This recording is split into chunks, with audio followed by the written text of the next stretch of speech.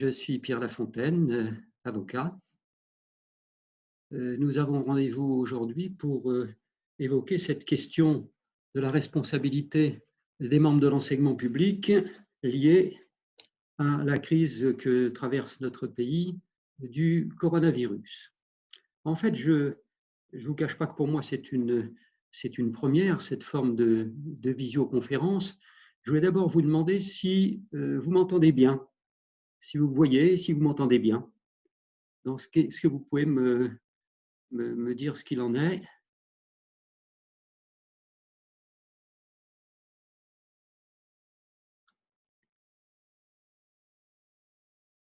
Ok, je vois que euh, vous m'entendez bien et que vous me voyez bien. Donc, il y a pas de problème. Alors, nous allons commencer. On va faire les choses en deux parties. La première, ce sera un exposé sur la question de votre responsabilité, de vos responsabilités. Et puis en deuxième partie, si vous voulez bien, eh bien, on passera aux questions.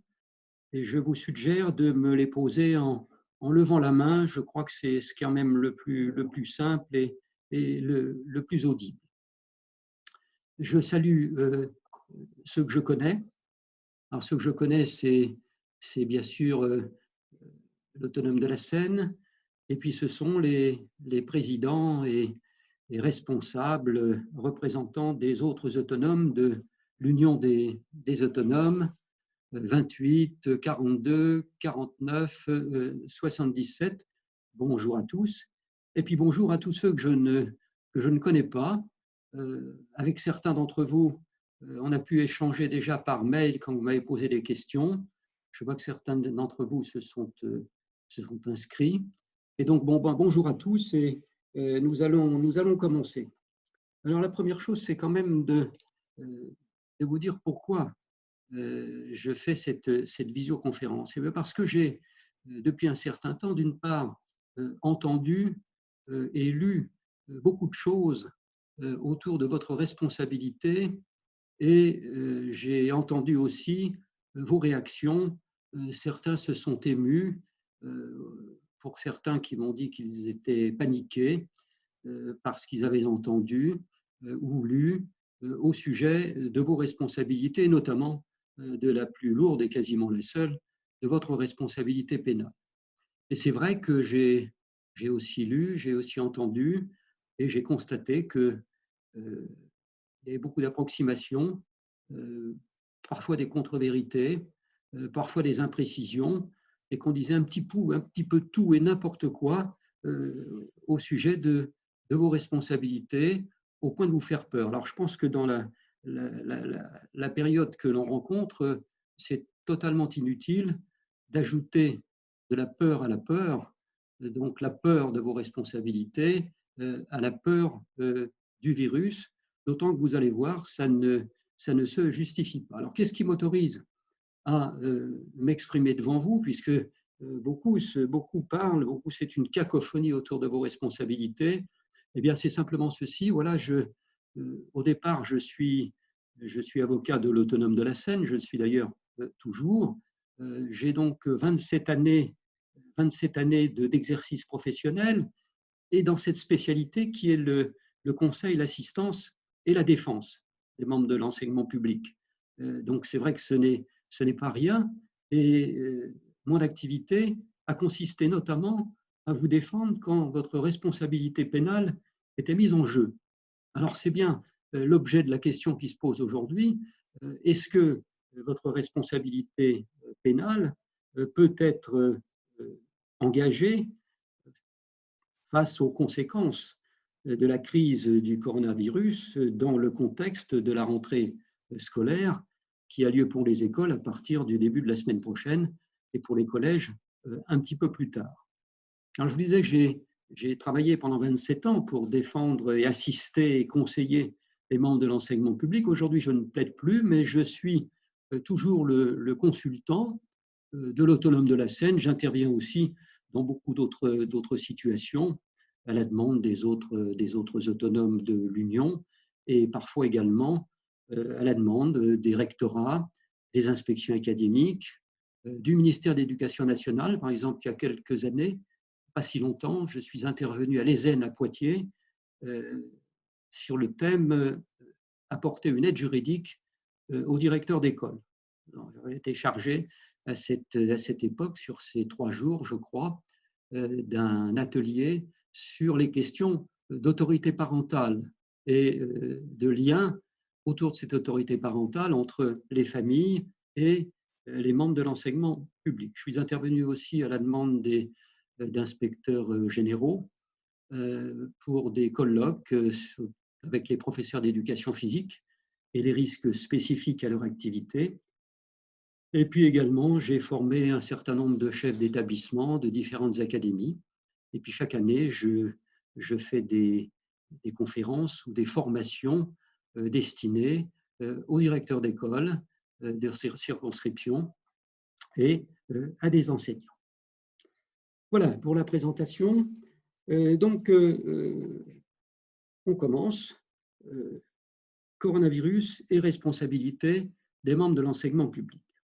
Alors, la première chose, c'est qu'à partir du moment où on vous demande de reprendre le travail, sauf exception, pour ceux qui sont, par exemple, vulnérables selon le protocole sanitaire, vous avez l'obligation de reprendre le travail. Vous savez que parmi les devoirs des fonctionnaires de l'enseignement public, il y a le devoir de réserve, il y a le devoir de l'obligation de discrétion professionnelle et il y a le devoir d'obéissance qui s'impose à tout fonctionnaire par application du titre premier de votre statut, qui est la loi du 13 juillet 1983 et son article 28.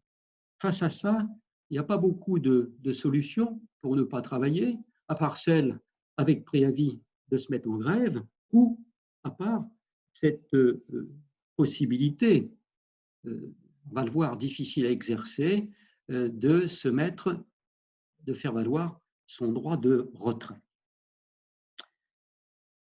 En effet, le devoir d'obéissance s'efface devant le droit de retrait. Alors, il y a eu beaucoup de questions qui m'ont été posées depuis un certain temps, consistant à savoir si vous pouviez exercer votre droit de retrait.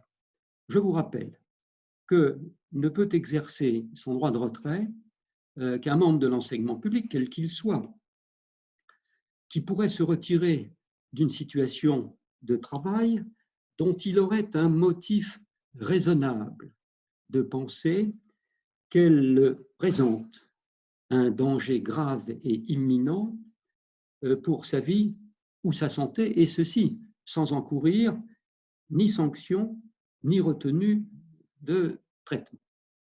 Mais là où c'est beaucoup plus compliqué, c'est qu'il y a une jurisprudence administrative extrêmement stricte, et je dirais restrictive, pour valider le droit de retrait. Et la difficulté, c'est que vous allez décider, dans telle circonstance, d'exercer votre droit de retrait. Bien.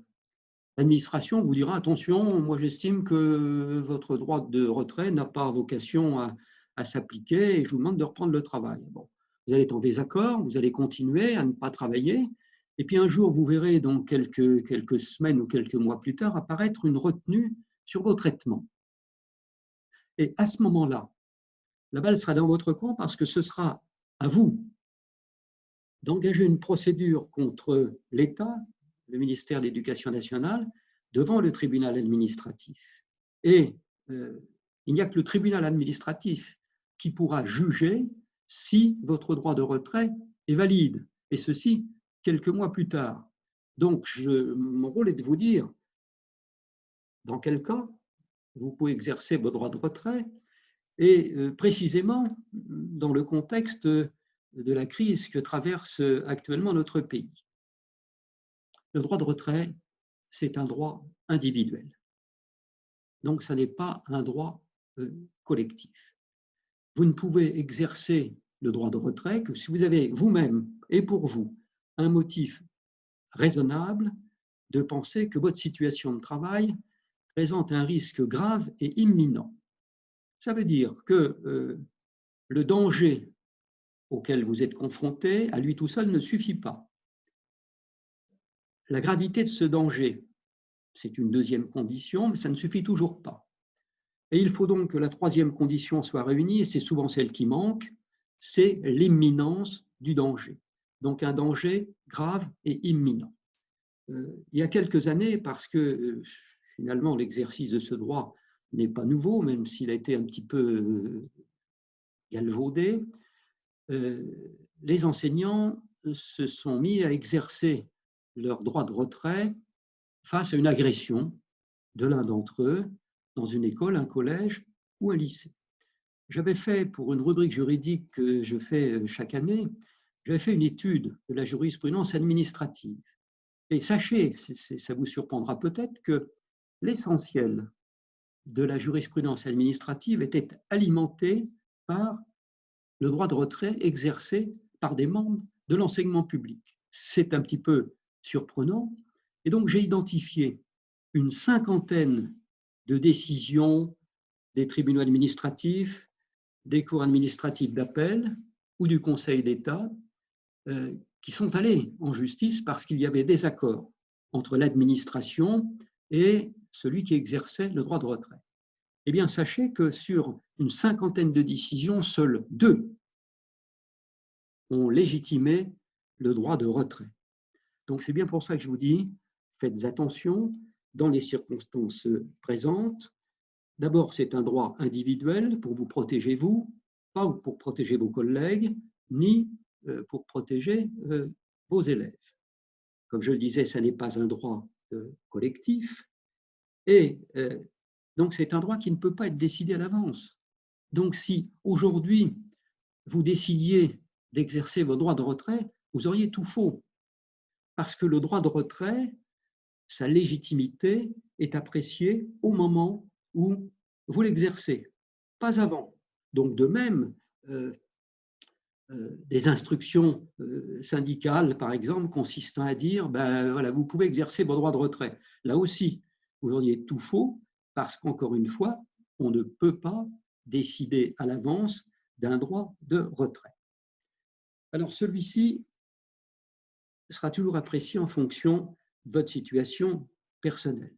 Ce qui veut dire que selon les régions, selon les établissements scolaires, eh bien l'appréciation ne sera pas toujours la même. Il pourrait être, par exemple, justifié pour un enseignant qui est en fin de carrière, qui n'est pas loin de la retraite et qui est atteint d'une maladie chronique, alors qu'il ne le serait plus, y compris dans le même établissement, pour un jeune enseignant en pleine santé. Ensuite, il y a un autre élément qui entre en ligne de compte et qui est facilement vérifiable, c'est que l'État, vous pensez bien qu'il connaît, votre administration connaît la possibilité de ce droit. Et donc l'État, parfaitement informé de la situation sanitaire, comme les collectivités locales qui sont propriétaires des écoles, des communes, des collèges, les départements, des lycées, les régions, ont tout intérêt, ce qu'ils ont fait plus ou moins bien, de prendre les mesures de protection appropriées afin que votre droit de retrait, afin que le droit de retrait ne trouve pas vocation à s'appliquer. Alors, il y a aussi un autre élément qui entre en ligne de compte, la zone rouge, la zone verte, l'évolution d'une couleur à une autre, et puis la force, la virulence du virus. Est-elle en voie de diminution? Est-elle en voie d'augmentation? Tous ces éléments entreront en ligne de compte. Bon, si je vous dis tout ça, c'est parce que je ne crois pas qu'en l'état actuel, il serait facile pour vous, d'une manière générale, d'exercer votre droit de retrait. Bon, il existe. Sachez simplement que cette condition d'un risque grave et imminent, elle doit être strictement remplie et qu'à défaut de quoi, on vous retirerait votre traitement. Alors, il est question aussi, on vous a aussi dit, mais là, je ne veux pas vous faire peur, parce que même si en droit, c'est la réalité, il pourrait être engagé une procédure disciplinaire, mais uniquement dans le cas où vous abuseriez de votre droit de retrait, dans les causes qui l'ont déclenché, dans la durée aussi de son exercice. Mais en principe, je n'ai quasiment jamais vu l'administration engager de poursuites disciplinaires. Voilà ce que je voulais vous dire pour un droit de retrait, le droit de retrait. Nous allons ainsi pouvoir aborder la question de vos responsabilités. Ah, ici, c'est assez simple. Alors, je sais que vous avez beaucoup de questions, donc vos questions, si vous voulez, dans un deuxième temps, je vais terminer cet exposé, je vais continuer de le terminer, puis dans un deuxième temps, vous me poserez vos questions. Je crois que le plus simple, ce sera en levant la main, et puis je vous donnerai la parole pour ainsi pouvoir vous répondre. Je souhaite que vous puissiez tous poser vos questions, sachant que je sais que les présidents des autonomes ont récolté une liste de questions de leurs adhérents qu'ils renverront ensuite à ceux-ci. Notre webinaire est enregistré. Par conséquent, je leur enverrai, c'est convenu, cet enregistrement qui sera ensuite distribué à, ça représente finalement plusieurs milliers, voire dizaines de milliers d'adhérents, d'où l'importance quand même de ce que je suis en train de vous dire et de la nécessité de ne pas raconter des choses qui ne seraient pas vraies. Alors, sur la responsabilité, il y a déjà un double principe. Le principe qu'un membre de l'enseignement public, qu'il soit chef d'établissement, qu'il soit directeur d'école, qu'il soit enseignant, n'a qu'une obligation de moyens et non une obligation de résultat. Vous n'avez évidemment aucune obligation de résultat quand vous allez reprendre le travail dans vos écoles, collèges et lycées. Vous n'avez sûrement pas comme obligation de résultat celle de consister à faire en sorte que vos élèves ne tombent pas malades.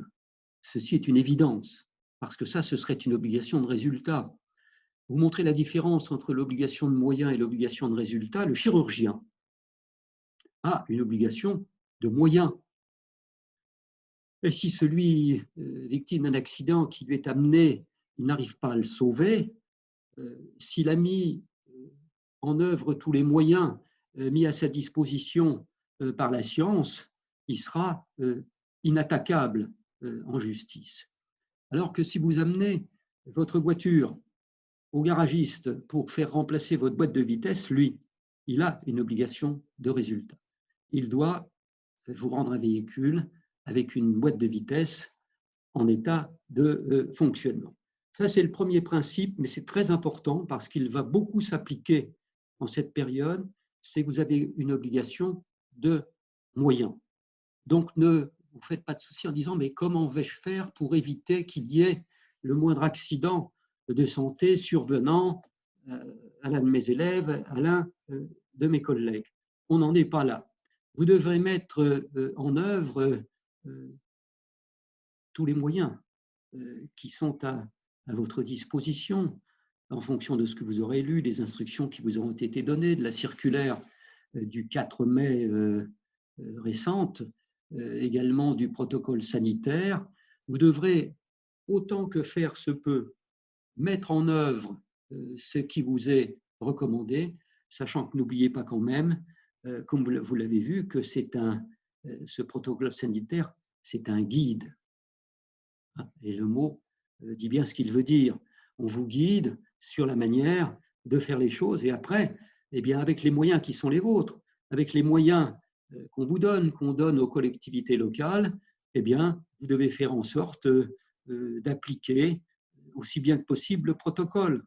On y reviendra, mais évidemment, faire respecter par des élèves, quels qu'ils soient d'ailleurs, qu'ils soient petits en maternelle ou des plus grands, la règle de la distanciation d'1 mètre, mais je dirais que ces missions quasiment impossible. Et ça ne permettra pas pour autant, si vous n'y parvenez pas, ça n'est pas de votre faute, il n'y aura pas de faute, vous n'aurez pas mis en jeu votre obligation de moyens. Avec les moyens qui sont les vôtres, vous essaierez de faire respecter la distanciation. Ça, c'est la première chose, cette obligation de moyens. On y reviendra par quelques exemples. Et la deuxième chose, c'est que la responsabilité des membres de l'enseignement public, c'est une responsabilité pour faute. On ne pourra engager la responsabilité d'une directrice d'école, d'un chef d'établissement, d'un enseignant, que s'il a commis une faute. Alors c'est ici, maintenant, on rentre dans le vif du sujet, qu'il faut savoir qu'il y a deux natures de fautes possibles, susceptibles d'engager des responsabilités, et que ces deux natures de fautes possibles donnent naissance à trois responsabilités.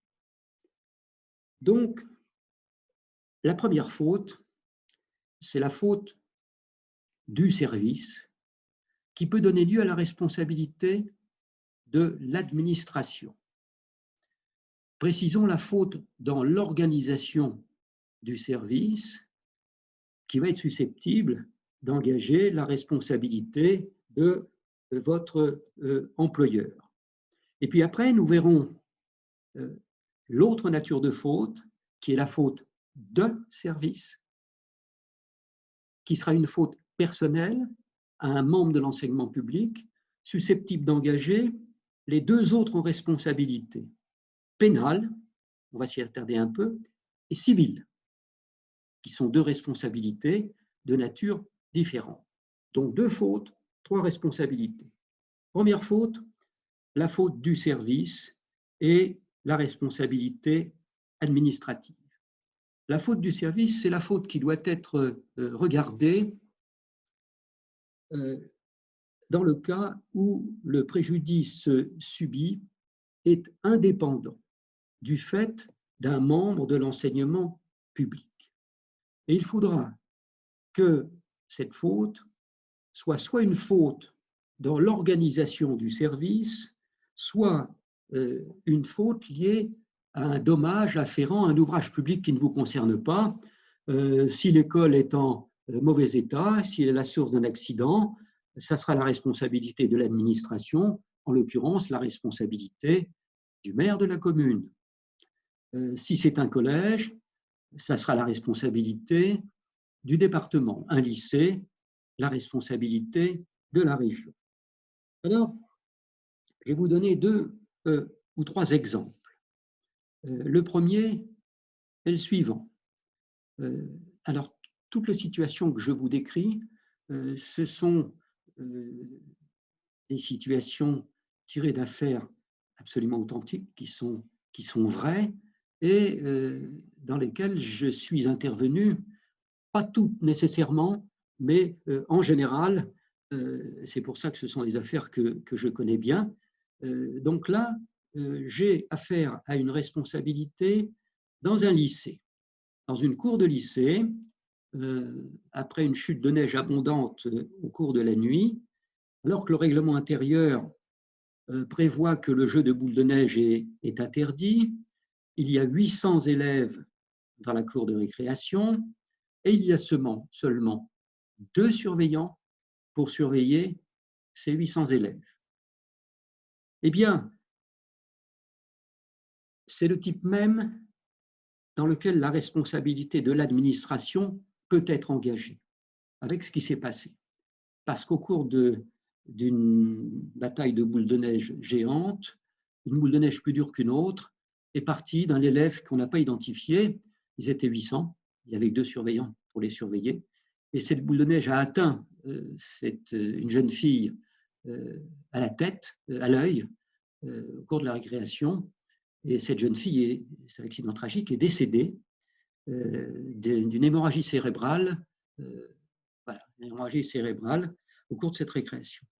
Eh bien, les parents ont engagé la responsabilité de l'administration. Et c'est effectivement la responsabilité administrative qui a été retenue. Alors vous allez me dire, mais est-ce qu'on n'aurait pas pu rechercher d'autres responsabilités? Oui, c'est bien ce que les parents ont fait. Ils ne se sont pas d'emblée placés sur le terrain de la faute du service, dans l'organisation du service, mais sur la faute de service. Et ils ont même recherché, je vais vous expliquer après en quoi elle constitue, la responsabilité pénale. De qui? De 3 personnes, les 2 surveillants et le chef d'établissement. L'enquête de police a permis de mettre, dans le cadre de cette recherche de responsabilité pénale, hors de cause, et les 2 surveillants qui étaient à leur poste, qui surveillaient, et le chef d'établissement, qui, avec les moyens qui étaient à sa disposition ce jour-là, avait réparti la surveillance de toutes les parties communes de son établissement d'une certaine manière, et donc toute faute de service a été écartée.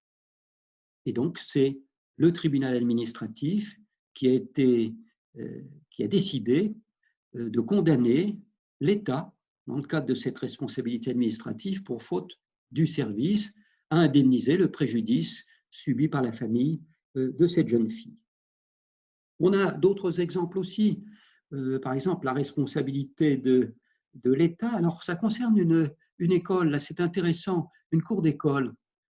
Pour vous tous qui êtes en partie, pas tous bien sûr, mais directeurs d'école ou enseignants, vous savez que vous avez le droit, au cours d'une réunion de conseil des maîtres, de mettre en place un système de surveillance et de roulement sans que vous soyez tous de service, de surveillance de la cour de récréation en permanence.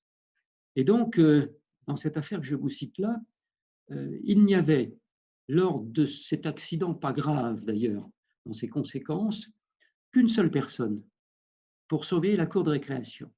Et c'était la directrice de l'école. Une jeune enfant en a télescopé une autre. Pendant que la directrice était en train d'intervenir sur un autre incident, elle n'a pas vu tout de suite ce qui était passé et les parents ont décidé de demander réparation de leur préjudice. Eh bien, ils ont engagé la responsabilité administrative de l'État sur le fondement d'une faute du service. Et vous le constatez, pas la faute de la directrice. Donc, dans l'aménagement de vos services de surveillance dans les cours de récréation, vous êtes d'ailleurs normalement dans l'obligation de transmettre à votre IEN, vous n'engagerez normalement pas, il y a quand même une jurisprudence, votre responsabilité personnelle. Vous ne commettrez pas de faute de service, ce qui aurait été différent si la directrice avait été prise en flagrant délit d'absence, de défaut de surveillance. Or, elle surveillait. Donc, on s'est reporté sur la faute du service et sur cette responsabilité anonyme de l'administration. Le troisième et dernier exemple de la responsabilité administrative, c'est par exemple dans un lycée, il y en a eu comme ça plusieurs, des accidents jadis, un panneau de basket qui s'effondre sur la tête d'un élève. Eh bien, dans ce cas, c'est un autre type de responsabilité, toujours pour faute du service, qui est lié à un dommage d'ouvrage public que la collectivité propriétaire, le maître d'ouvrage en quelque sorte, était tenu d'entretenir et de réparer. Et donc, dans cette affaire, c'est la région qui a été déclarée responsable. Voilà ce qu'est la responsabilité administrative. C'est donc le service qui est défaillant et ce n'est pas la personne elle-même. Donc, quand il y aura une faute du service, une mauvaise organisation du service, elle n'engagera pas votre responsabilité propre, puisque par définition, elle s'appuiera sur une faute du service et pas sur une faute de service. Alors, lié à la situation actuelle, à la rentrée scolaire, on pourrait supposer, parce que tous, vous allez dire, mais c'est horriblement compliqué de respecter c'est vrai, toutes les conditions prescrites par un protocole sanitaire qui fait entre 50 et 60 pages, par la circulaire du 4 mai qui l'accompagne. Oui, vous avez parfaitement raison. Eh bien, si l'accident est lié justement à une espèce d'insuffisance des moyens d'encadrement ou des moyens de surveillance, eh bien, il faudra plutôt envisager la responsabilité de l'administration. Si un élève attrape le coronavirus pour des raisons qui ne tiennent pas à une faute de service d'un enseignant, eh bien, ce sera plutôt à rechercher la responsabilité de l'administration. C'est pour ça que j'en ai terminé sur la responsabilité administrative. D'emblée, en matière de coronavirus, avec cette rentrée scolaire, on pense davantage juridiquement à une responsabilité de l'administration qui ne vous regarde pas qu'à une responsabilité d'un personnel fondée sur une faute de service. Alors maintenant, on arrive à la deuxième nature de faute, qui est la faute de service. La faute de service, c'est la faute qui s'inscrit dans le cas où le préjudice causé à un élève a son origine dans une faute d'un membre de l'enseignement public. Vous voyez ?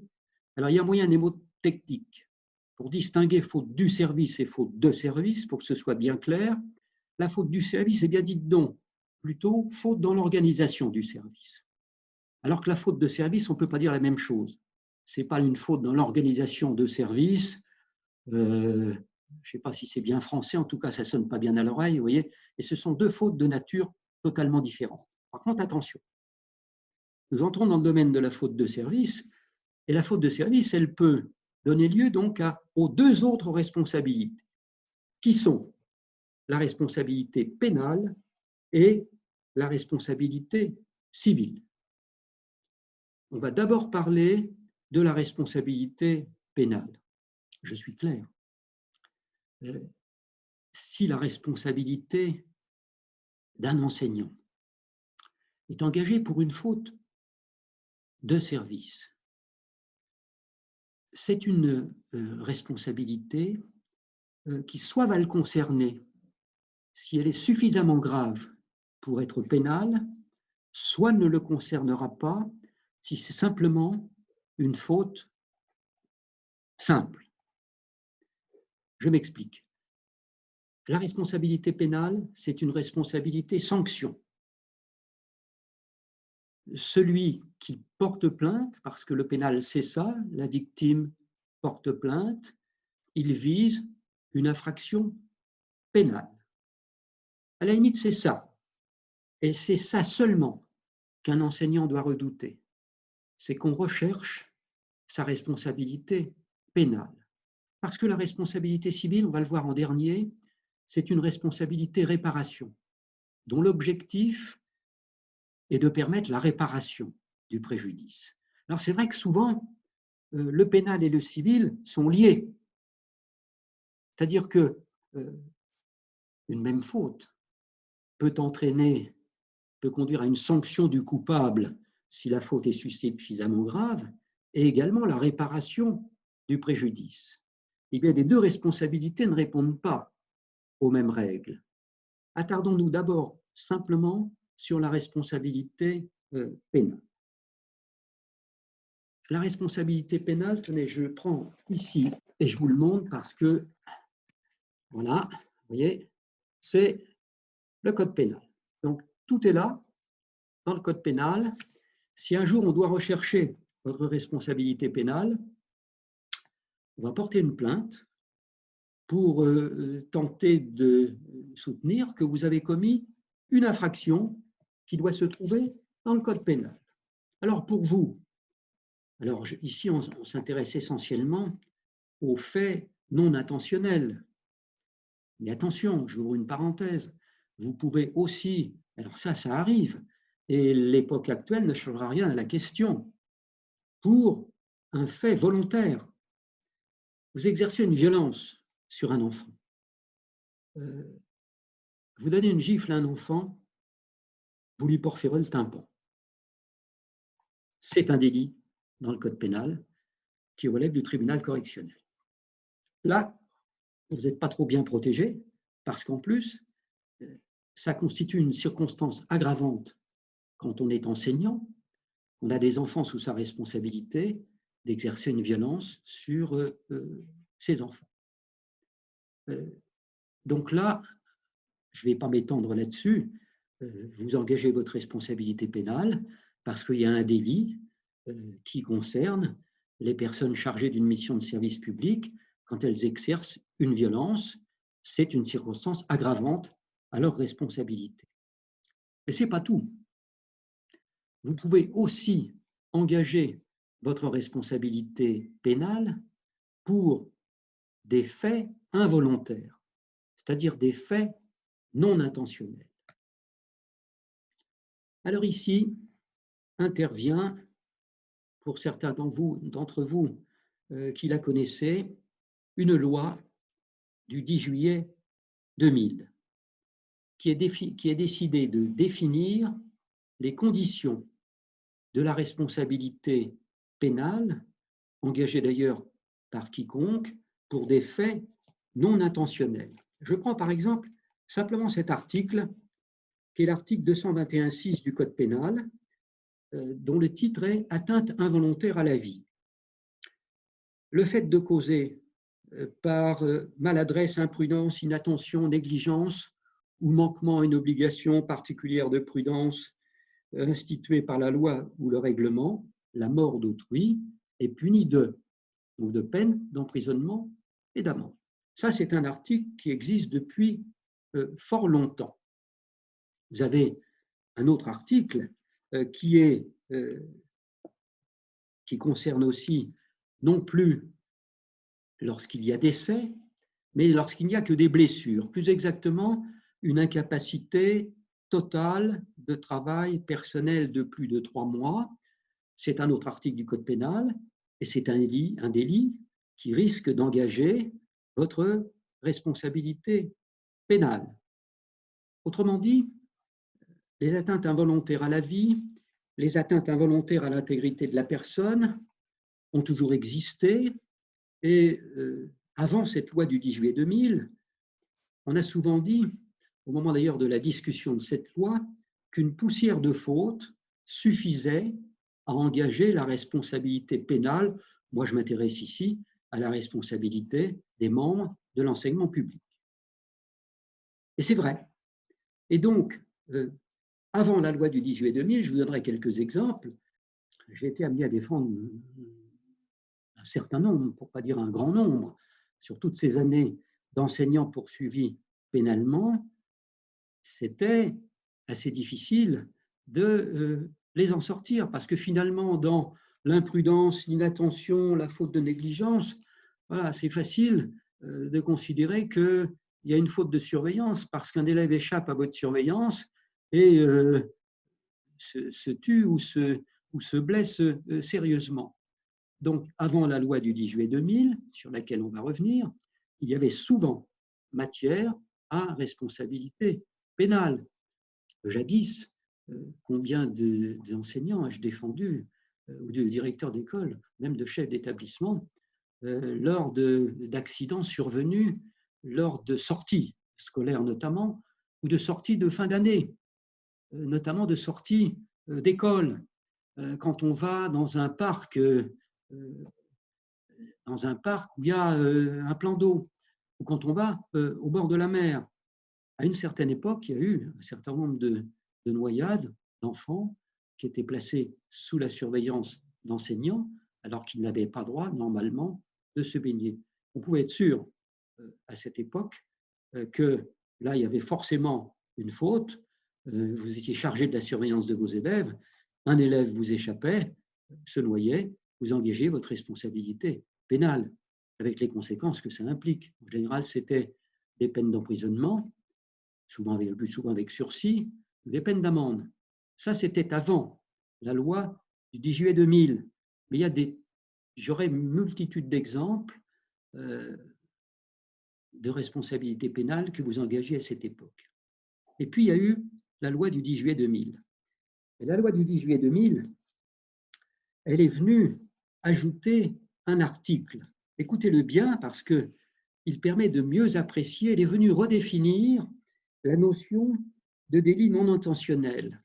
Elle a dit désormais, donc à partir de l'an 2000, ça fait 20 ans, il n'y aura plus délit, il n'y aura plus de responsabilité pénale en cas de faute d'imprudence, de négligence, etc., disons, de faute de surveillance, s'il est établi que l'auteur des faits, c'est-à-dire l'enseignant, il n'y aura délit plutôt que si l'auteur des faits n'a pas accompli les diligences normales compte tenu de la nature de ses missions, de ses fonctions, ainsi que du pouvoir et des moyens dont il disposait. Donc c'est une première condition à la mise en jeu depuis la loi du 10 juillet 2000 de votre responsabilité pénale.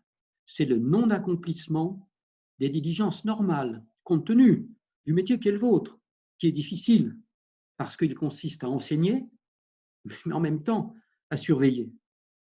C'est parfois pas forcément compatible. Donc, aujourd'hui, avant de condamner pénalement, il faudra expliquer que vous n'avez pas accompli les diligences normales.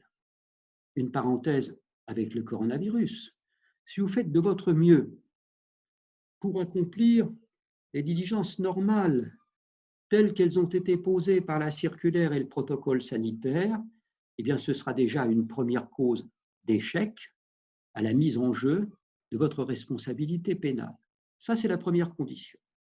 Et puis la deuxième condition, ce sera qu'il faudra, pour qu'il y ait délit et pour que vous soyez responsable pénalement, soit que vous ayez commis, soit que vous ayez violé de façon manifestement délibérée une obligation particulière de prudence ou de sécurité prévue par la loi ou le règlement, soit que vous ayez commis une faute caractérisée et qui exposait autrui, c'est-à-dire votre élève, à un risque d'une particulière gravité que vous ne pouviez ignorer. Autrement dit, il faudra qu'au moins, désormais, depuis 2000, 2 conditions sur les 3 soient réunies pour entrer en voie de condamnation pénale contre vous. D'abord, le non-accomplissement des diligences normales. Ensuite, soit une violation manifestement délibérée d'une obligation particulière de prudence prévue par la loi ou le règlement, soit commis une faute caractérisée. On peut enlever la deuxième condition, vous ne risquez plus rien parce que s'il y a dans les textes, dans la loi d'orientation sur l'éducation, une obligation générale, vous entendez bien, générale, de surveillance pour les enseignants, ça n'est pas une obligation particulière. Donc, plus jamais depuis 2020, on a pu vous reprocher en responsabilité pénale la violation d'une obligation particulière de prudence parce qu'il n'y a aucun texte, aucune loi ou aucun règlement qui vous impose une obligation particulière de prudence, qui consisterait par exemple à vous dire vous devez toujours avoir vos 25 élèves sous votre vue. Ça n'est pas le cas. Ça n'est pas possible. Et cette disposition n'existe pas. Donc, après le non-accomplissement des diligences normales qu'il faudra pouvoir vous imputer, il faudra, c'est la dernière condition, que vous soyez convaincu d'avoir commis une faute caractérisée et, vous entendez bien, et qui exposait votre élève à un risque d'une particulière gravité que vous ne pouviez ignorer. Exemple, la première décision fondatrice d'une nouvelle jurisprudence consécutive à cette nouvelle loi, on la trouve dans l'accident du Drac. Je pense que vous vous souvenez de l'accident du Drac. En fait, une institutrice, une directrice, avec l'appui d'une animatrice, avait décidé d'organiser tout ça légalement autorisé par la directrice de l'école, par l'inspecteur de l'éducation nationale, la visite dans le lit du Drac pour rechercher l'habitat des castors. Bien. Et au cours de cette activité, eh bien, il y a eu un lâcher d'eau intempestif d'EDF et ça a été un accident aux conséquences très graves puisque une animatrice et 6 enfants sont décédés. Cette affaire est arrivée un petit peu avant la loi du 10 juillet 2000. Mais comme cette loi vient redéfinir, pour l'alléger, la notion de délit non intentionnel, eh bien cette loi s'applique immédiatement à toutes les situations, même survenues avant son entrée en vigueur, dès lors qu'elles n'ont pas été jugées définitivement. Et c'est ce qui s'est passé. En fait, la directrice de l'école et l'institutrice, je crois l'inspecteur aussi, ont été d'abord condamnés pénalement, vous voyez, sur la base de l'ancienne loi. C'est-à-dire la loi où on n'exigeait pas cette notion, cette appréciation des diligences normales et où il ne fallait pas en plus pouvoir vous imputer une faute caractérisée. Et là, vous savez ce qui s'est passé? Eh bien, on ne le sait pas toujours, c'est qu'il y a eu un jugement du tribunal correctionnel de Grenoble, il y a eu ensuite un arrêt de la Cour d'appel, et à la suite de cet arrêt de la Cour d'appel qui avait confirmé la décision de condamnation de l'institutrice et de la directrice, eh bien, le parquet a décidé de faire appel. Plutôt, le parquet a décidé de faire un pourvoi en cassation. Parce que la loi du 10 juillet 2000 était encore en discussion et était sur le point d'arriver. Donc, la Cour de cassation, saisie avec un certain délai, en présence de la loi du 10 juillet 2000, a dit je casse l'arrêt de la Cour d'appel qui a condamné la directrice et l'enseignante, c'est une violation de l'intérêt de la loi, et je demande le renvoi devant une autre Cour d'appel pour rejuger cette affaire au vu de la nouvelle loi qu'on appelle la loi Fauchon, la loi du 10 juillet 2000. Et il se trouve que la Cour d'appel a décidé, au vu de cette nouvelle loi, de considérer que l'enseignante et la directrice avaient accompli des diligences normales et elles ont également considéré qu'elles n'avaient pas commis de faute caractérisée et que, en fait, la seule cause du décès était un lâcher d'eau intempestif et effectué sans précaution par des préposés d'EDF. Mais l'affaire est allée encore plus loin parce qu'il y a eu à nouveau un pourvoi en cassation. Et cette fois-ci, la Cour de cassation, réunie en chambre réunie, a confirmé la décision de relax, c'est-à-dire non coupable, de la directrice et de l'institutrice. C'est à partir de ce moment-là, donc je n'ai pas les dates, mais c'est quelques années après la loi du 10 juillet 2000, que la jurisprudence a changé. Alors je dois vous dire, à titre personnel, que alors qu'avant la loi du 10 juillet 2000, il y a eu beaucoup de condamnations quand même dans des affaires très graves. Malheureusement, il peut y avoir quelques accidents mortels chaque année sur notre territoire liés à des activités scolaires en classe ou en dehors de la classe. S'il y avait eu beaucoup de condamnations pénales avant la loi du 10 juillet 2000, depuis cette loi, depuis cette jurisprudence constituée par cet arrêt de la Cour de cassation dans l'affaire du Drac, eh bien, même s'il y a eu encore des mises en cause d'enseignants, il y a eu beaucoup moins de condamnations. Le premier exemple, enfin le deuxième après l'affaire du Drac que j'ai, c'était une enseignante qui avait autorisé, CM2, un enfant à se rendre seul aux toilettes, parce qu'elle était seule avec 25 élèves. Et quelques minutes après, Alors qu'elle envoie un camarade le chercher, elle est appelée, elle constate que l'enfant s'est attaqué le cou dans une serviette en rouleau, comme ça, s'est tourné la tête et il ne respirait plus. Très vite, avec un collègue, il décroche cet enfant qui est transporté à l'hôpital et malheureusement, cet enfant est décédé 6 jours après. Eh bien, les parents de cet enfant ont porté plainte contre l'enseignante.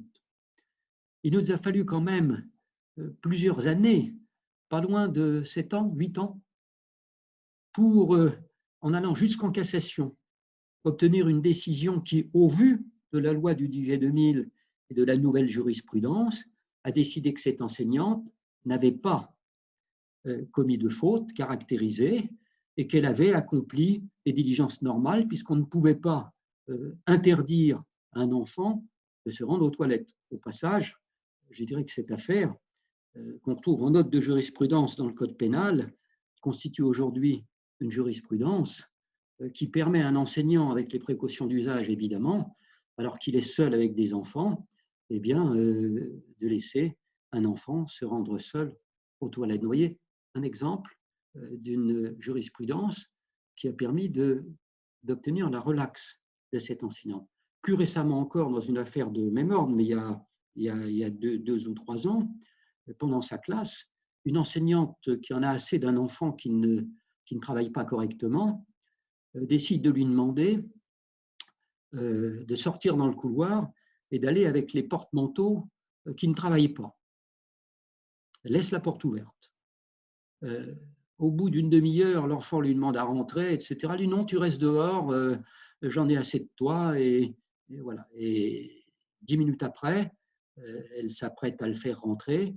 Elle s'aperçoit que l'enfant, c'est même chose, hein, c'est pendu en quelque sorte à la patère du porte-manteau. Donc, il a pu être réanimé, mais il a fini par décéder.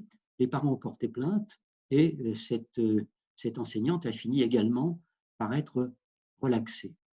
Donc, rares sont les condamnations pénales de membres de l'enseignement public aujourd'hui, grâce à cette loi du 10 juillet 2000. Je dirais qu'une fois qu'on a dit ça, ben, on a pratiquement tout dit, parce que vous conviendrez que les exemples que je viens de vous donner, ils sont à la limite autrement plus graves que ce qui pourrait arriver dans le contexte actuel du coronavirus.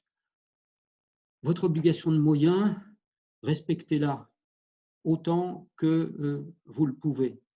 Et à ce moment-là, on ne pourra pas vous reprocher ni que vous n'avez pas accompli les diligences normales compte tenu de la mission qui est la vôtre, parce que cette loi, elle va vous servir là, dans la situation actuelle. On va se rendre compte dans le contexte de cette crise, ce qu'on vous demande, mais ces missions quasiment impossibles. Alors, je vais vous dire ce qui se passe.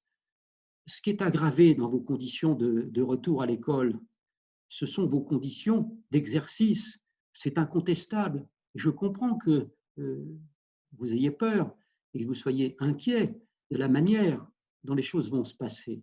Mais, pour autant, ne sont pas aggravées les causes de recherche de votre responsabilité.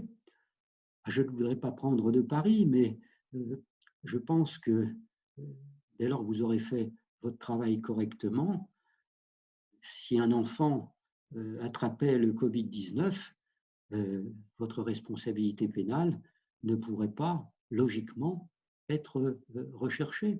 C'est bien pour cette raison d'ailleurs que vous avez peut-être vu dans le cadre de la prorogation de l'état d'urgence sanitaire par la loi, ces jours-ci, que le Sénat a introduit un amendement qui prévoit une cause d'irresponsabilité pénale de tous ceux qui, en cette période, pourraient normalement être mis en cause dans leur responsabilité s'il survenait un accident lié au coronavirus. Je dirais que, d'abord, cet amendement qui a été voté par le Sénat, ça va repasser devant l'Assemblée, et évidemment, à mon avis, ça ne passera pas.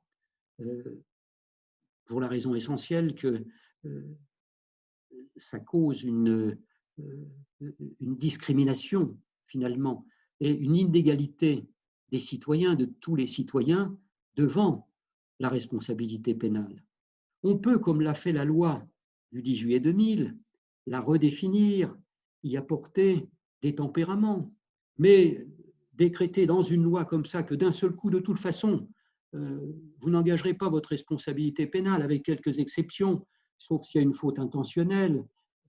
C'est pas, à mon avis, c'est difficilement défendable. Je dirais que ça n'est pas nécessaire. Vous êtes des gens responsables, il n'y a pas de raison de décréter votre irresponsabilité pénale. Je pense qu'on aurait d'excellentes raisons de montrer que, avec les moyens qui sont les vôtres, vous n'avez pas commis de faute caractérisée et vous avez accompli les diligences normales dans le cadre de votre exercice professionnel. Voilà ce qu'on peut dire de la responsabilité pénale. Autrement dit, je n'y crois pas beaucoup. Je n'y crois pas beaucoup. Je ne pense pas, on peut toujours se tromper, mais je ne pense pas que dans l'état actuel de la loi, on puisse vous reprocher, sauf cas particulier, de ne pas avoir accompli de diligence normale compte tenu de la difficulté de votre mission, parce que c'est ça qui va être regardé quand même. C'est que déjà en temps ordinaire, c'est difficile d'exercer votre métier, parce que c'est difficile à la fois d'enseigner et de surveiller. Quand vous avez le dos tourné, que vous écrivez au tableau, vous ne pouvez pas surveiller. En même temps, si un élève prend dans sa trousse un compas et le plante dans l'œil de son voisin, on ne va pas déposer plainte contre vous pour engager votre responsabilité pénale. Ce ne serait pas sérieux. Vous êtes seul avec vos élèves, vous enseignez d'abord, vous surveillez après. Votre responsabilité ne peut pas être engagée dans un cas comme celui-ci. Voilà ce que je voulais dire de la responsabilité pénale, qui est quand même quelque chose d'important, c'est certain, parce que je vous rappelle qu'elle peut avoir des conséquences. Des conséquences graves, puisqu'elle est assortie très souvent de peines d'emprisonnement et d'amende. Mais c'est la plupart du temps de l'emprisonnement avec sursis. Alors, on ne va pas en prison, il n'y va pas tout de suite en tout cas, puisque le sursis s'applique pendant 5 ans de peine d'amende. Et puis, il peut y avoir des conséquences également sur votre casier judiciaire. Vous n'avez pas le droit d'avoir l'inscription d'une condamnation pénale sur le bulletin numéro 2 du casier judiciaire. Je pense que la loi du 10 juillet 2000 vous protège suffisamment pour que vous n'ayez pas aujourd'hui à redouter d'engager votre responsabilité pénale. Alors ça, c'est la responsabilité pénale. Donc, faites bien votre travail, ayez le souci de la sécurité de vos élèves, de la préservation de leur santé, de la prévention des accidents de toute nature, et en principe, ça suffira. À l'impossible, nul n'est tenu. Le risque zéro n'existe pas. Et vous ne pourrez pas éviter l'accident. S'il y a un enfant qui attrape le coronavirus, puis après, il y a aussi le problème de la causalité. Où l'a-t-il attrapé? Enfin, vous voyez, tous les obstacles qu'il y a qui ne permettront pas logiquement d'engager votre responsabilité pénale. Le dernier point, et puis j'en aurai terminé, c'est beaucoup plus court, c'est la responsabilité civile. La responsabilité civile, elle est également fondée sur votre faute. Il faut qu'il y ait une faute d'un membre de l'enseignement public. Et cette faute, c'est le propre de la responsabilité civile, elle engage un préjudice, elle entraîne un préjudice, et avec la relation de cause à effet entre la faute que vous avez commise et le préjudice, les 3 conditions sont réunies pour engager votre responsabilité civile. Ici, c'est toujours une faute de service, mais alors pour engager votre responsabilité pénale, il faut au moins une faute caractérisée.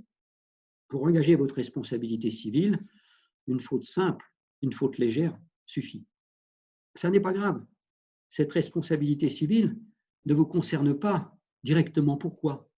Parce qu'il y a une loi que beaucoup beaucoup connaissent, notamment les responsables d'Autonome, qui est une loi du 5 avril 1937. Alors aujourd'hui, c'est mieux, puisqu'elle a été codifiée, de se souvenir qu'elle est codifiée dans le Code de l'éducation et que c'est l'article L 911-4 du Code civil qui dit ceci, que chaque fois que votre responsabilité civile est susceptible d'être engagée, la responsabilité de l'État sera substituée à la vôtre.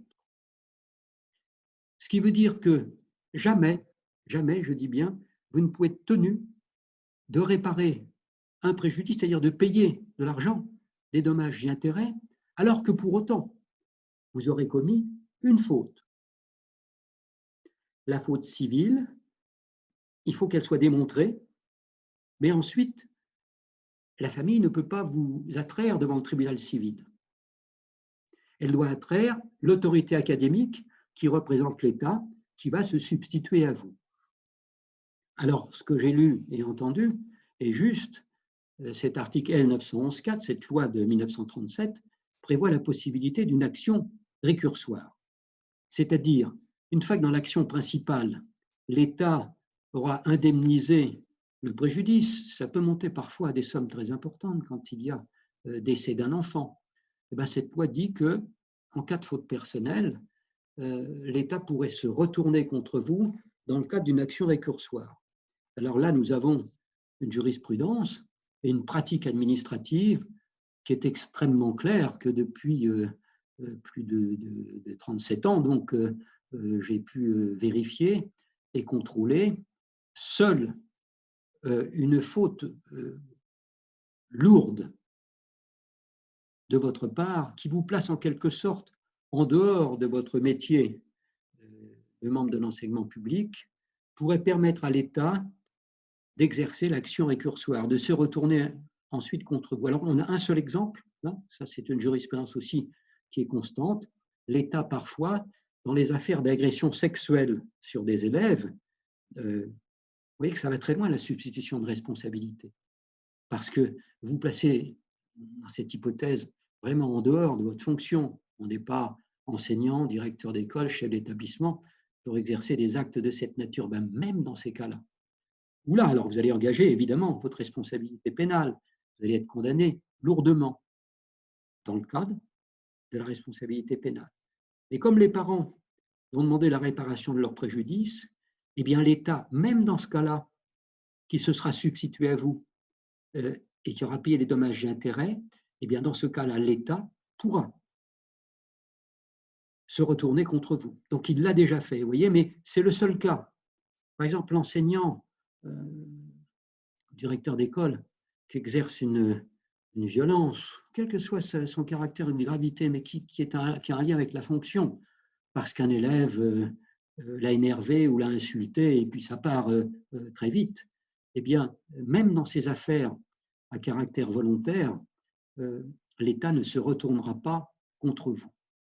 Pour terminer, il y a le lien entre la responsabilité pénale et la responsabilité civile, parce que vous mesurez que dans les affaires les plus graves, quand il y a un homicide involontaire, quand un enfant décède, les parents peuvent porter plainte pour rechercher la sanction du coupable, et en même temps, ils vont ce qu'on appelle se constituer partie civile pour demander réparation de leur préjudice.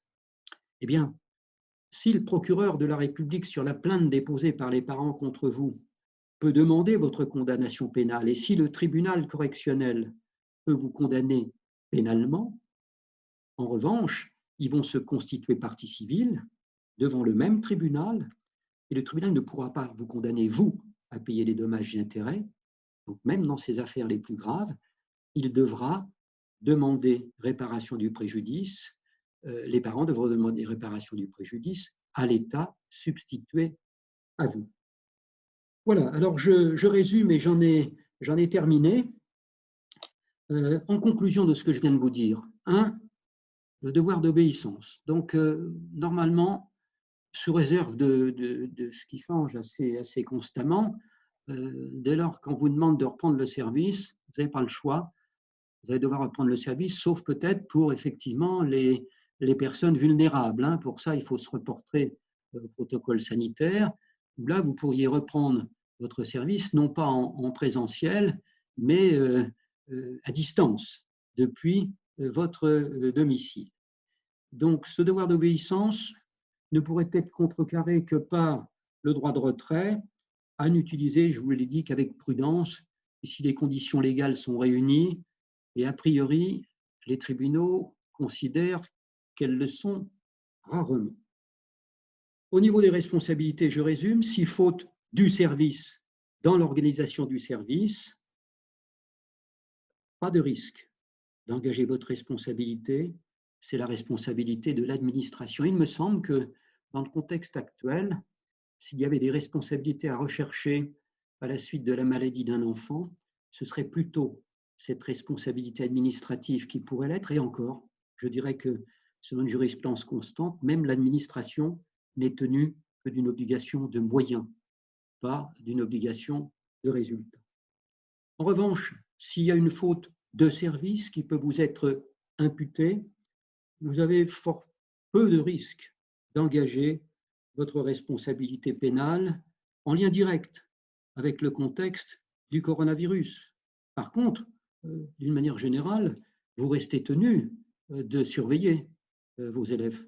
Et donc, et ça, c'est indépendant du contexte actuel. Donc, vous devez continuer à les surveiller dans le cadre de votre obligation de moyens. Et donc, idem, finalement, aucun risque pour la responsabilité pénale, civile, puisque l'État est substitué à vous. Voilà, écoutez, j'espère que les choses sont claires. Donc maintenant, on va passer à vos questions. Donc, je vois deux petites mains qui se lèvent, donc je vais commencer à répondre. Donc, plus permettre de parler, voilà.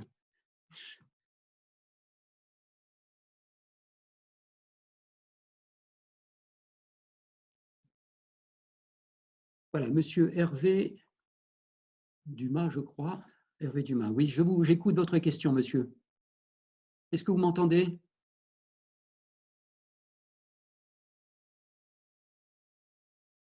Activer.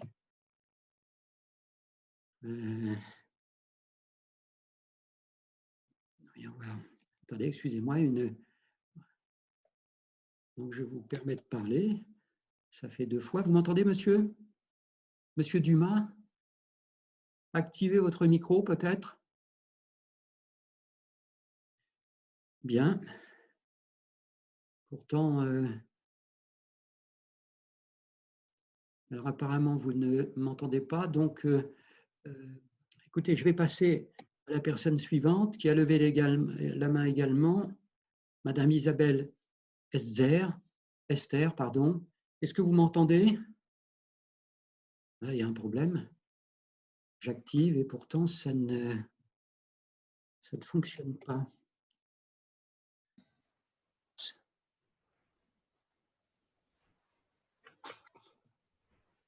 Alors,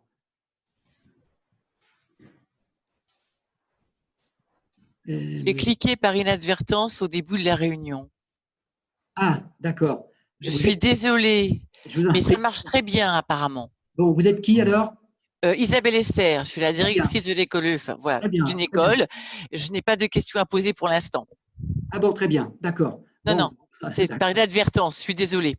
Non, mais c'est pas grave, madame. C'est un essai qu'on fait. Voilà. Là, je vous désactive. Voilà, je désactive la conversation et je passe donc à monsieur Dumas. Je vous permets de parler, monsieur. Est-ce que vous m'entendez?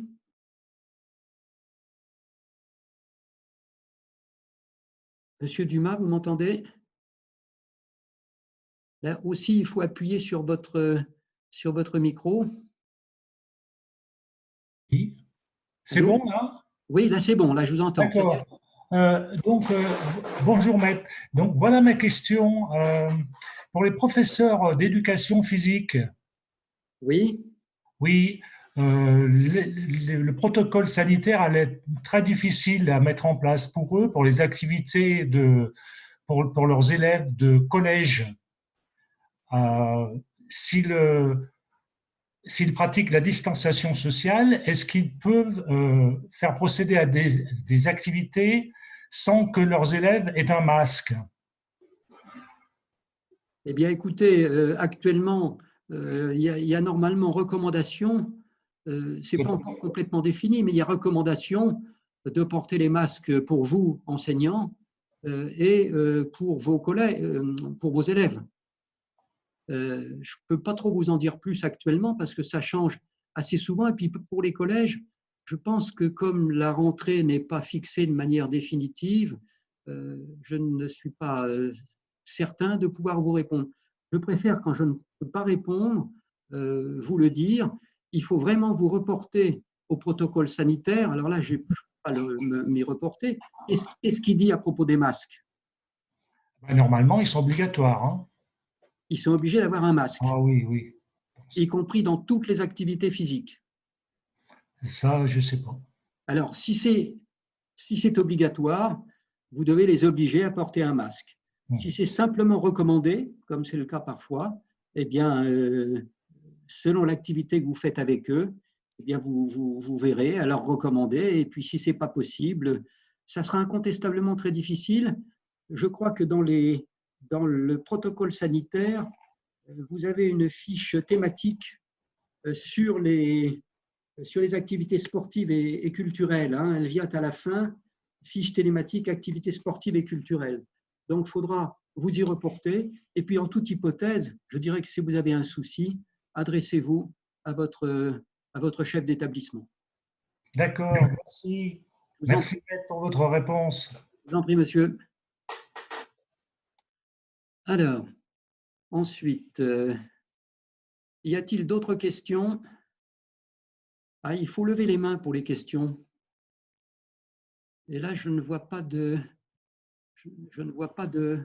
main levée.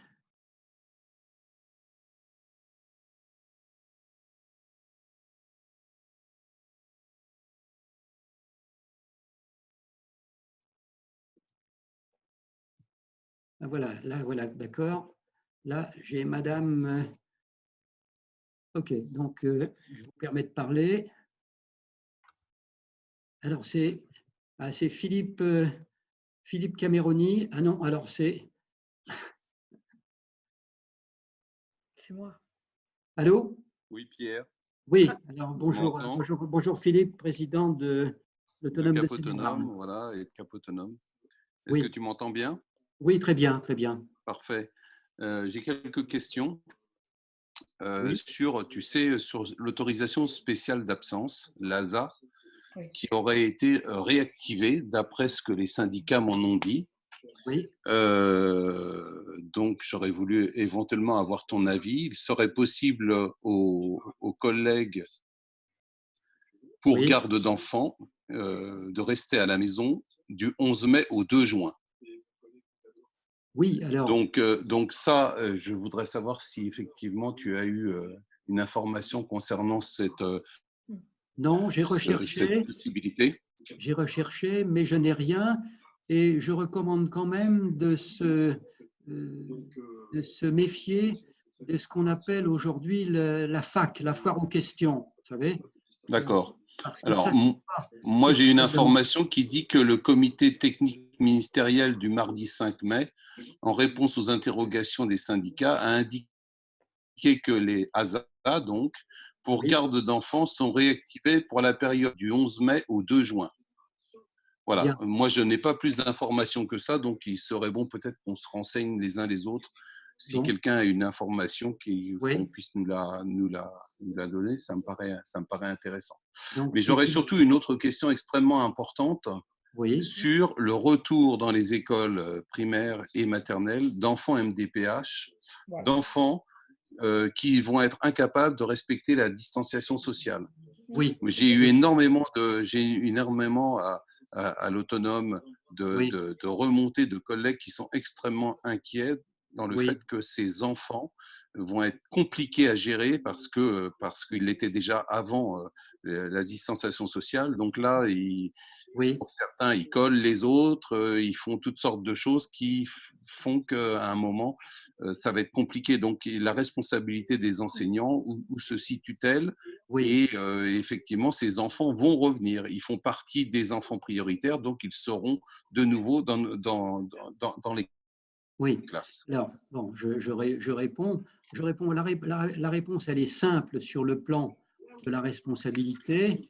Évidemment, la situation est très compliquée pour l'enseignante en question. Hier, j'ai une enseignante qui est peut-être d'ailleurs dans les participants à ce webinaire, qui m'a posé la question en maternelle d'un enfant de grande section qui est atteint de…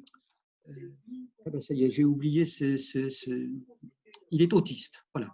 Il est autiste. Donc, elle me dit, enfant adorable, qui est pris en charge par la MDPH, donc il y a un PPS, tout est prévu, il y a l'assistance d'une assistante d'éducation, et donc elle me dit, il sera impossible pour lui de lui faire respecter la distanciation. Alors, je lui dis, madame, le problème, c'est que le cas d'ailleurs est prévu des enfants qui sont porteurs d'un handicap.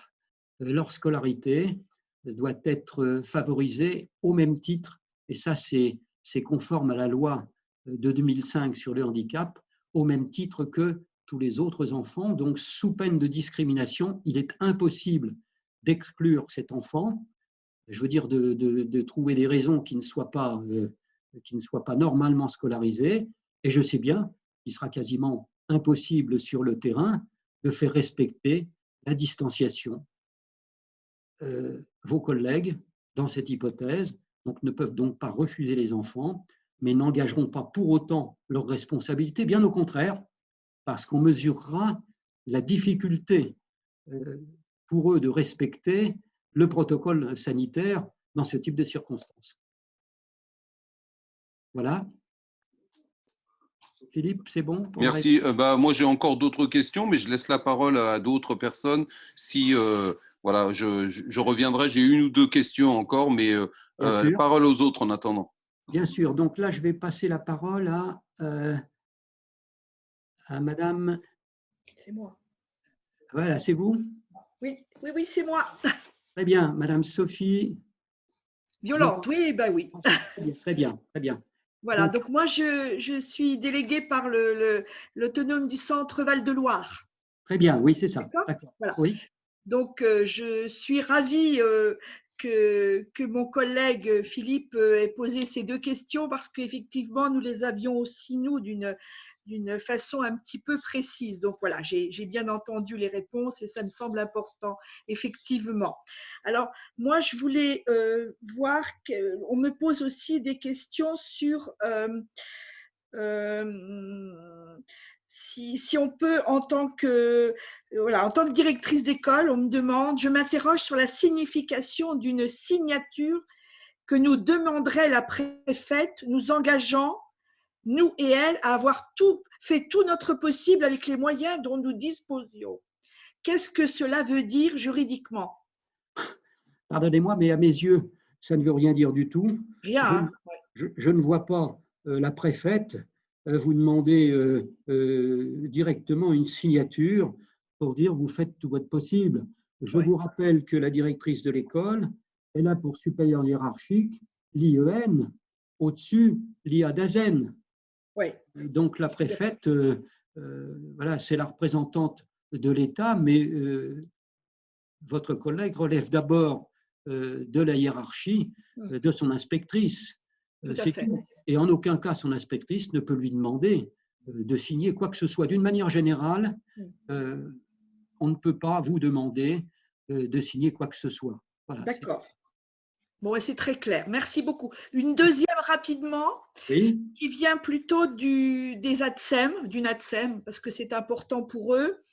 Si nous devons apporter des premiers soins à un enfant, on sait que les gestes barrières peuvent effectivement être respectées, mais pas la distanciation physique. Oui. Alors, est-ce qu'on est toujours autorisé à procéder à des petits soins ou bien, et puis quels risques encourons-nous éventuellement? Voilà. Oui, bien sûr que vous y êtes autorisé, et non seulement autorisé, mais ça vous est vivement recommandé si un enfant a besoin de soins pour vous mettre à l'abri d'une plainte pénale d'ailleurs, qui pourrait être une plainte pour non-assistance à personne en péril, si c'est grave. À ce moment-là, la distanciation, elle passe après. D'accord. Okay. Donc je pense, oui, bien sûr que c'est tout à fait possible. Vous n'avez pas demandé l'autorisation de quiconque pour soigner un enfant. D'accord. Merci beaucoup. Je vais aussi laisser la parole peut-être à quelqu'un d'autre. Merci. Je ne sais pas s'il y a d'autres questions.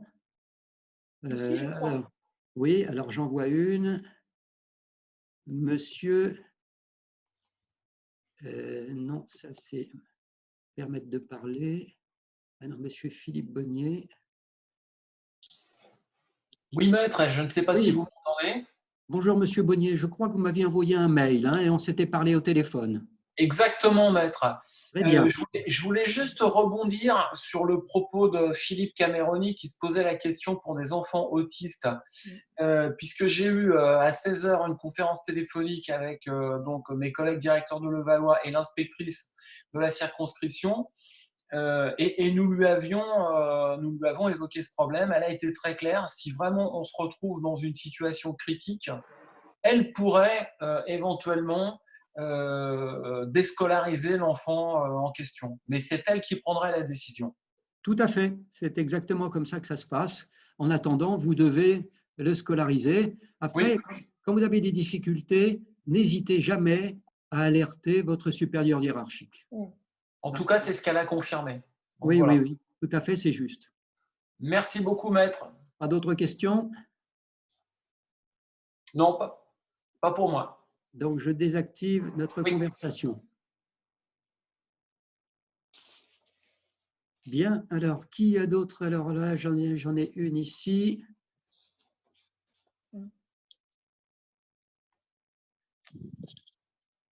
Voilà. Madame Sophie Simunovic, vous m'entendez? Oui, moi je vous entends. Bonjour, vous m'entendez? Bonjour madame, oui, vous avez levé la main, c'est ça? C'est ça. Oui, très bien. Voilà, en fait, moi je suis enseignante en maternelle. Donc, je me fais le relais de toutes mes collègues. On se posait la question, donc évidemment, de la distanciation sociale. On va recevoir soit les enfants de grande section, soit de toute façon une quinzaine d'enfants de personnel soignant, donc de la petite section à la moyenne, à la grande section. Vous avez dit que vous étiez la directrice? Non, je ne suis pas directrice. Enseignante. Voilà, enseignante, voilà. Non directrice, d'accord. Voilà, la directrice, elle est sur d'autres sujets en ce moment. Bien. Donc, par rapport à cette distance d'1 mètre, là, il y a une collègue qui vient de parler en cas de soin d'enfant. Donc moi, nous, c'est même pas ça qu'on se pose la question. C'est dans le cas des gestes qu'on a l'habitude de faire avec les enfants, de leur poser la main sur l'épaule, de les guider, de les essuyer aux toilettes parce qu'ils ont 3 ans. Là, on nous a demandé les parents sont tenus de mettre des habits, des pantalons souples par exemple, sans boutons, parce qu'on ne doit pas s'approcher des enfants pour leur fermer les boutons. Enfin, tout ça, ça nous paraît complètement surréaliste, nous qui sommes avec les petits toute la journée.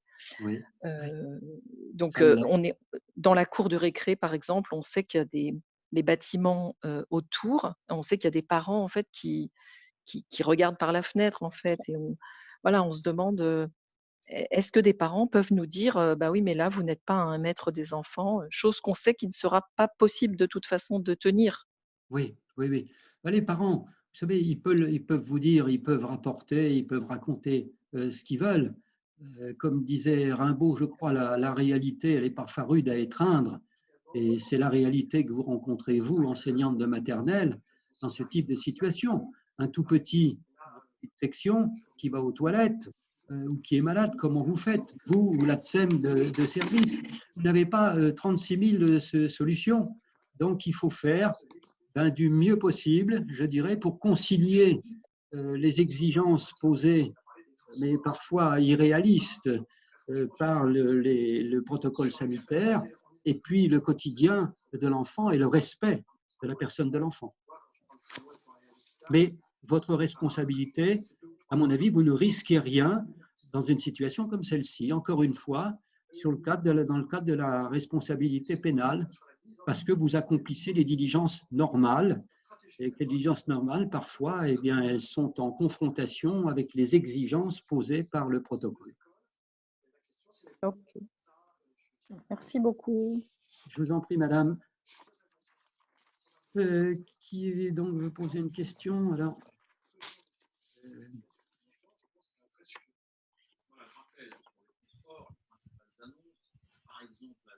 madame Sophie Simunovic, vous m'entendez? Ah, pardon. Oui, mais je viens de vous parler. C'est vous, pardon. Oui, excusez-moi. Voilà, donc je donne la parole. Ah oui, à Philippe. D'accord. Oui. Philippe Cameroni. Bon, oui, alors je reprends pour mes deux petites questions. Problème d'enfants arrivés à l'école maternelle enfants de soignants dont la maman a été testée Covid il y a une semaine. Cet enfant est resté au contact de deux ATSEM, de la directrice de l'école, d'une enseignante pendant toute une semaine. Oui. Quid de la maladie professionnelle si jamais ses collègues devenaient malades? Est-ce que ça pourrait être considéré comme maladie professionnelle ou non? Donc ça, c'est ma première question. Oui. Sinon, j'ai une autre question sur la responsabilité des maires dans le protocole sanitaire. Il s'avère que j'ai de nombreux coups de fil, j'en ai une 50aine par jour en ce moment, et sur les 50, j'en ai bien un tiers qui met en cause la responsabilité ou la non-intervention de la mairie au sein de l'ouverture des écoles concernant le protocole sanitaire. C'est-à-dire qu'on demande aux enseignants de se débrouiller, de quoi vous avez besoin, personne ne se déplace dans les mairies, le maire a donné l'autorisation d'ouverture, mais il ne se passe pas grand-chose. Donc voilà, donc il y a une grosse inquiétude à la fois que les directrices d'école arrivent jeudi dans leur école et que malheureusement, une partie du protocole sanitaire n'est pas été mise en place. Oui. Donc, que doivent-elles faire? Quelle position prendre? Voilà. Oui. Alors, donc, votre deuxième question, en fait, la mairie, le maire a certaines obligations. La difficulté, c'est que ce que vous me dites, on est jeudi et apparemment, l'école ouvrira aux enfants jeudi prochain. Donc, il est difficile de savoir quelles seront les conditions qui seront mises en place lors de l'ouverture de l'école. Il n'en demeure pas moins que le directeur de l'école, il a une responsabilité qui est, je dirais, exactement, sur le plan de la responsabilité juridique, exactement la même que la responsabilité du chef d'établissement. Donc, si la difficulté que vous énoncez là, que votre collègue énonce, persiste, eh bien, il faudra prendre l'initiative de la faire remonter à la fois à l'IEN et au maire de la commune, en lui disant ce qui ne va pas. Vous ne pouvez pas, vous savez bien que le directeur de l'école ne peut pas fermer l'école. Fermer l'école, il n'y a que l'IA-DAZEN qui peut la fermer. Donc, le directeur ne le peut pas. Et le maire, normalement, le maire ne le peut pas. Seul le préfet le pourrait, qui est le supérieur hiérarchique du maire. Donc, faites remonter, alertez le supérieur hiérarchique, alertez le maire, et puis vous aurez fait ce qu'il fallait dans le cadre de votre obligation de moyens. Après, ça risque d'être difficile, c'est vrai. Mais encore une fois, pas de risque de responsabilité pénale, en tout cas, dans cette situation. Oui, Philippe Philippe m'entend? Oui, je suis là. Donc, concernant la possibilité que la maladie soit une maladie professionnelle. Alors j'en suis pas convaincu du tout. Je serais plutôt partisan d'envisager peut-être un fait accidentel et une déclaration d'accident de service. D'accord. D'accord. Voilà. Merci. C'est bon pour l'instant pour Philippe? Oui. Alors là, oui, c'est bon. Qui veut prendre la parole?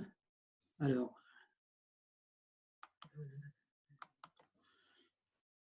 Activer plus.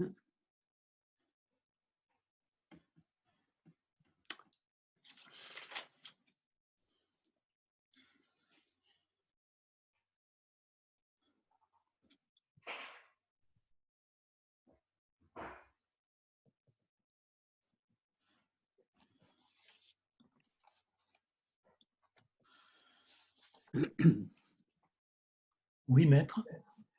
Voilà, Monsieur Lucien Bard, oui, je vous écoute, monsieur. Oui, bonsoir, maître. Donc, à l'ASU 42, moi, j'aurais deux questions. Il y a on a déjà deux écoles où les enfants de grande section vont être rapatriés en école élémentaire. Mais... Excusez-moi, vous êtes directeur d'école? Non. Je suis membre du conseil de l'ASU 42. Ah d'accord, très bien. Alors vas-y, répétez-moi votre question. Oui, on a déjà deux écoles où les grandes sections vont être rapatriées dans l'école élémentaire, oui. Mais les moyens matériels ne suivent pas, notamment au niveau sanitaire. Les sanitaires ne sont pas adaptés. Donc, est-ce qu'il faut que le directeur d'école fasse remonter au maire et à l'IEN le fait que les conditions ne sont pas adaptées aux enfants de grande section? Oui, alors vous voyez, là c'est un problème qui rebondit sur le directeur de l'école finalement, alors que c'est un problème qui échoit au maire de la commune. Oui, parce que c'est elle qui est responsable des locaux.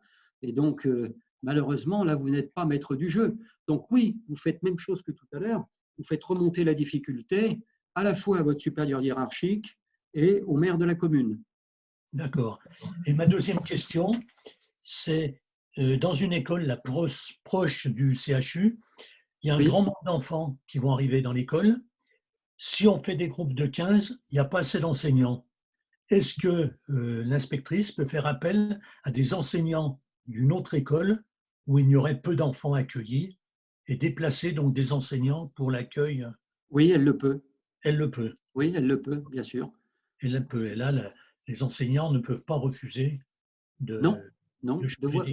devoir d'obéissance auprès du responsable hiérarchique. Ok. Bon, écoutez, je vous remercie, maître. Je vous en prie, monsieur. Alors, qu'est-ce que j'ai comme question encore? Moi, je veux bien. Ouais. Oui, madame Sophie Violante, oui. Alors voilà, moi je voudrais, vous avez bien parlé du devoir d'obéissance, tout ça on a bien compris. J'ai un petit truc sur l'exposition au risque parce que j'ai une dame une collègue qui me dit qu'elle a elle-même un enfant atteint d'une maladie respiratoire embêtante, quoi. Enfin voilà, et elle demande si elle est obligée elle-même de rejoindre son poste. Alors attendez, qui est atteint d'une maladie respiratoire? Son enfant, son propre petit garçon. Et alors est-ce qu'elle fait partie des personnes vulnérables au sens du protocole sanitaire? Voilà, c'est ça. Le problème, c'est là, c'est parce que c'est son enfant qui est atteint de cette maladie, c'est pas elle-même. Oui, alors oui, mais c'est possible. C'est possible. Donc en fait, il faut se reporter à la circulaire du 4 mai qui envisage la question. Et donc, il suffira de taper sur les personnes vulnérables, vulnérabilité de santé au regard du virus Covid-19. D'accord. Voilà, donc là, elle trouvera, parce qu'il est bien indiqué, les personnels qui ont une vulnérabilité de santé ou qui vivent avec une personne ayant cette vulnérabilité ne doivent pas être présents en mai et en juin. Très bien. D'accord. Bon, ben ça, c'est très clair, effectivement. D'accord. Bon, ben écoutez, là, pour le moment, je crois que c'est tout pour moi. Autre question? Non, c'est tout pour vous pour l'instant? Oui, le reste, vous y aviez déjà très bien répondu. Merci. Attendez, je regarde s'il y a d'autres questions. Je m'y perds un petit peu dans les mains qui sont levées. Donc, alors, Philippe Cameroni, a-t-il d'autres questions? Non, Pierre, pour l'instant, je pense que la plupart des questions ont été posées. Sur la responsabilité pénale, je pense que les gens ont bien compris que ils doivent être un petit peu rassurés. Il y avait de l'engager, oui. Voilà. Simplement, il y avait une autre problématique aujourd'hui. Les collèges qui récupéraient les enfants de soignants, apparemment, sont fermés. Donc, les enfants de soignants vont retourner en école primaire et maternelle. Oui. Donc, ils seront bien évidemment, ils feront partie des priorités. Oui, prioritaires. Et les enseignants se posaient la question de savoir, et j'ai cru lire que non, les enseignants se posaient la question de savoir si leurs enfants étaient également prioritaires pour le retour à l'école. Et je pense que dans la liste, ils ne sont pas. Non, effectivement, actuellement, ils ne le sont pas. D'accord. Ça peut changer, mais pour l'instant, ils ne le sont pas. Bien, c'est tout pour moi. Merci Pierre. Merci beaucoup. Bien. Alors, j'essaie de m'y retrouver dans les questions. Donc, qu'est-ce qu'il y a d'autre? Oui, alors là, je baisse toutes les mains.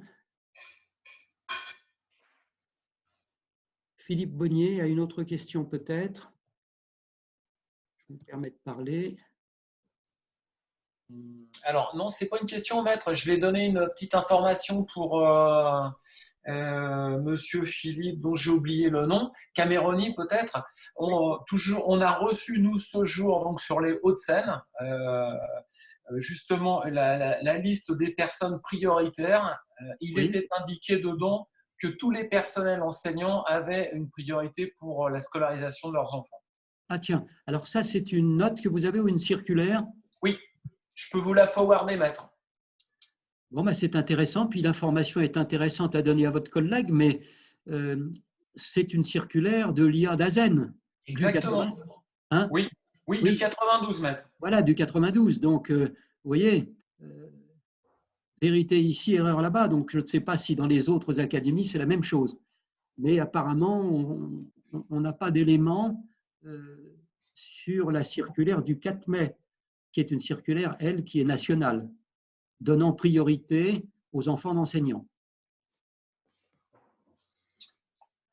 Ça va, monsieur?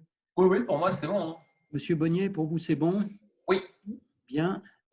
Alors, est-ce qu'il y a d'autres mains qui se lèvent? Je regarde.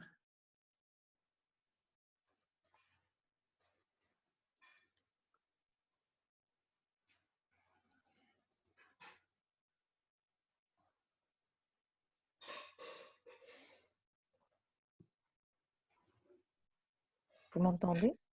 Madame Sophie Simunovic. Oui, c'est encore moi, j'ai déjà posé une question, mais j'ai une autre question. Donc, par rapport à ce qu'on demande de faire dans les écoles maternelles, on sait que c'est impossible, mais on nous demande de le faire même. Donc,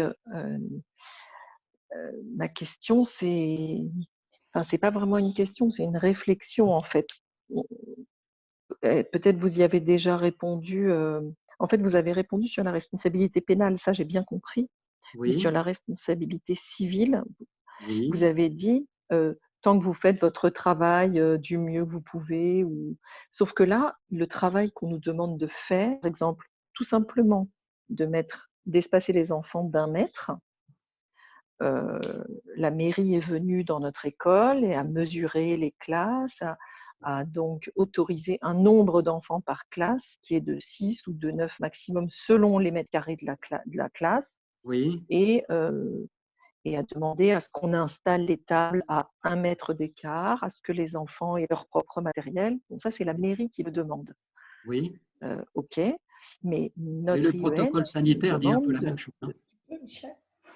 C'est ça. Notre IEN nous demande de faire respecter ce protocole sanitaire. Et on sait déjà que c'est impossible. Donc, comment on fait en fait? On est tranquille dans notre travail avec ça. Est-ce qu'on se dit, bon, bah, après tout, on sait très bien qu'on ne peut pas le faire, mais on y va quand même? Enfin, oui, je crois que, vous savez, c'est à peu près, je dirais, quasiment partout pareil. Comment faire respecter cette distanciation d'1 mètre à vos élèves, dans la classe, dans les couloirs, dans la cour, dans tous les services communs comme à la cantine. C'est quasiment mission impossible. Mais c'est bien pour cette raison que, oui, et c'est bien ce que je vous ai dit tout à l'heure, vos conditions d'exercice sont rendues extrêmement difficiles avec une quasi-impossibilité d'appliquer les multiples recommandations de la circulaire et du protocole sanitaire. Donc, ça revient à votre obligation de moyens. Vos moyens sont limités, vous les mettez en œuvre. Et voilà, chaque fois que vous avez une difficulté, n'hésitez pas à faire remonter ça à votre administration. Je vais vous dire pourquoi, parce que en cas d'incident, en cas d'accident, si un élève contracte le virus, vous savez, on dit qu'en droit, les paroles s'envolent, les écrits restent. Seuls vos écrits de l'administration resteraient, et ce sera une manière de soutenir que vous avez fait votre travail, que c'était très difficile, que vous l'avez signalé et qu'on n'a rien fait. Par contre, alors j'en profite parce que j'ai vu ça dans une des questions, j'ai une enseignante qui m'a envoyé un mail pour me dire beaucoup de directeurs font signer par les parents une décharge de responsabilité. Est-ce valable? La réponse est non. La décharge de responsabilité n'est pas valable de la part d'un enseignant, d'un directeur, d'un chef d'établissement, parce que la responsabilité des membres de l'enseignement public est une responsabilité d'ordre public. Donc, on ne peut pas faire signer à des parents un document qui va en quelque sorte vous déresponsabiliser. Donc, toute décharge, je l'ai toujours dit, je ne peux pas entendre ce mot de décharge de responsabilité. Dans votre métier, où vous êtes responsable, vous ne l'êtes plus. Donc, vous l'êtes sur le temps scolaire. Une fois que le temps scolaire est terminé, vous ne l'êtes plus. Par exemple, si on vous retire un enfant pour des soins d'orthophonie haute de manière régulière, dès lors que vous êtes couverte par un écrit, vous avez le droit de laisser cet enfant sortir, cherché et accompagné par un adulte pour cette activité. Ça n'est pas un document de décharge de responsabilité que vous faites signer, c'est simplement un donné acte que vous autorisez cet enfant, accompagné par un adulte, à partir pour ses soins. Mais vous ne vous déchargez pas d'une responsabilité qui n'existe plus à partir du moment où l'adulte a récupéré cet enfant. D'accord. C'est bon? C'est bon, merci. Vous n'avez pas d'autres questions, madame? Non, ça va. Non? Alors, est-ce qu'il y a d'autres questions? Est-ce que ceux qui me posent des questions habituellement en ont d'autres sur les autonomes?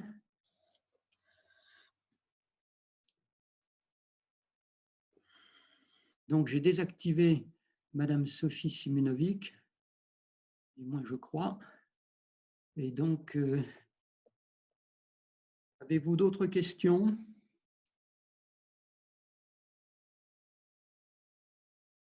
Je ne vois pas d'autres mains se lever. Donc, je vais donner la parole juste à Philippe pour qu'il me confirme qu'il n'a pas d'autres questions à poser. Non. Moi, ça me paraît relativement clair. Et puis, bien évidemment, on va se faire un plaisir de partager, évidemment, l'enregistrement de cette intervention. Moi, je voulais juste te remercier par rapport à l'investissement que tu as eu auprès de nous depuis ces 15 jours, depuis que nous savons que l'école va reprendre. Tu as toujours été là et fidèle au poste et puis répondant à nos problématiques et aux problématiques des enseignants. Donc, merci beaucoup, Pierre. Bon, très bien, merci Philippe. Je vois que Sophie Violante a demandé, donc je vous active la parole. Vous m'entendez, madame? Oui, oui, tout à fait, ça y est. Très oui, bien. Juste une toute petite question qui me reste à moi et je pense qu'on n'a pas… Par exemple, la mairie, vous savez, qui met en place un accueil périscolaire parce que il y a des mairies qui vont, d'après ce qu'on nous a expliqué, qui vont accueillir des enfants pour la classe et d'autres qui vont être en périscolaire à la journée. Oui, oui. Dans les locaux de la même école. Et sur le temps scolaire? Voilà. Donc, qui est responsable de ce personnel qui encadre des enfants dans les locaux scolaires, mais qui n'est pas du personnel enseignant?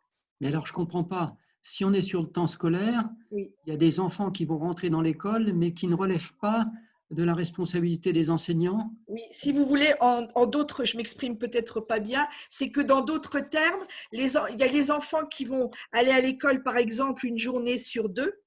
Oui. Vous voyez ce que je veux dire? Et donc, il y a les enfants qui, quand ils n'auront pas classe, ils pourront être accueillis en périscolaire, tout de même. D'accord. Alors là, il n'y a pas de problème. Les enseignants sont responsables de leurs élèves. Alors attention, pour le directeur de l'école, c'est un petit peu différent. Oui. Parce que le directeur d'école, sur le temps scolaire, il est responsable de l'ensemble de la sécurité des personnes et des biens dans l'école. Oui. On est sur le temps scolaire. Voilà. Et donc, il y a une espèce de mélange, une juxtaposition des responsabilités entre finalement la mairie et l'éducation nationale. Donc là, eh bien, les enseignants s'occupent de leurs élèves, les responsables de la mairie, les animateurs s'occupent des enfants qui leur sont confiés, et le directeur, il est là quand même pour assurer la sécurité de l'ensemble. D'accord. Donc ça peut être un petit peu compliqué, effectivement. Alors ça ne se fait pas, c'est pas quelque chose de très répandu, mais je sais que ça se fait. Bien, à mon tour, je voulais vous remercier, Maître, pour avoir mis tout ça en place. C'est quelque chose d'extrêmement intéressant, voilà, des échanges intéressants, et y compris donc dans nos régions, nous allons pouvoir relayer tout ça, et je pense que ça va répondre vraiment aux besoins de nos collègues en ce moment. Merci beaucoup. Oui, je vous remercie, madame. J'ai peur d'oublier. Pierre, m'entends-tu? Oui, oui, oui. Il y a Philippe Bonnette, le président de l'Autonome Grand Ouest, qui apparemment voudrait prendre la parole, mais je ne sais pas si tu le vois. Si, c'est que je viens de voir. Alors, je coupe mon micro. Merci, je lui donne la parole tout de suite. OK. Merci. Alors, Philippe Bonnette. Bonjour, monsieur. Oui, bonjour maître. Et d'abord, je suis le président de l'Autonome, comme Grand Ouest, comme l'a dit mon collègue Philippe Cameroni. Je voulais d'abord vous remercier pour cet exposé très clair, très riche. Et on se sert chez nous souvent des chroniques que vous faites et on en est parfaitement satisfait et rassuré. Merci encore. Je vous remercie. J'avais une question. Alors, je devais la main depuis un moment, mais ça ne fonctionnait pas. Mais peu importe, puisque maintenant je peux vous causer. Oui. Voilà, c'est un cas concret qui a été soumis en fait hier. On est aussi, comme Philippe Cameroni, soumis à beaucoup de questions de nos collègues en ce moment. Voilà, c'est le cas de cette collègue institutrice en professeur des écoles, qui est elle-même maman d'un enfant de 6 ans. Et donc, qui pose la question suivante. Elle, à titre personnel, ne souhaite pas pouvoir mettre son enfant à l'école, et elle le dit, c'est une faculté qui nous est faite, et en même temps, elle n'a pas de moyens autres de garde qu'elle-même, donc elle se pose la question suivante. suis-je autorisé à demander une absence à mon supérieur hiérarchique pour rester garder mon fiston? Oui, alors, elle ne peut pas le mettre à l'école. Pourquoi? Elle ne veut pas le mettre à l'école, elle n'a pas de raisons qui sont décrites dans la circulaire, c'est-à-dire elle n'est pas malade et l'enfant n'est pas en état de faiblesse, mais oui. Elle imagine qu'à titre de précaution, elle souhaite ne pas le mettre comme il en est laissé la faculté aujourd'hui à tous les parents de la nation. Oui, et ça se télescope. Ça se télescope exactement avec son obligation de reprendre son service. Je ne crois pas qu'elle se trouve dans l'une des causes qui lui permettrait de rester chez elle pour faire de l'enseignement à distance. Maintenant, le conseil qu'on peut lui donner, c'est le cas échéant de poser la question à son inspectrice, parce que malheureusement, on est dans une situation où on est un peu à géométrie variable et on a l'impression que d'une académie à une autre, d'une commune à une autre, les règles ne sont pas tout à fait les mêmes.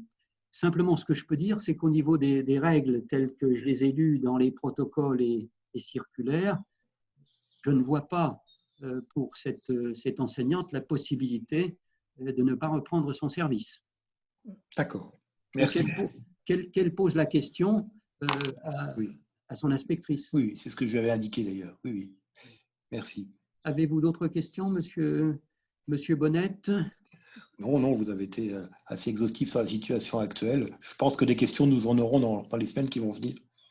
Mais déjà, nous avons un cadre assez fort. Merci. Très bien. Alors, j'ai peut-être une dernière question. Je regarde. C'est monsieur Lucien. Plus. Ben, je ne vous vois pas apparaître là. Parce que je vois une main qui s'est levée par monsieur Lucien. Et puis j'ai son nom qui s'efface.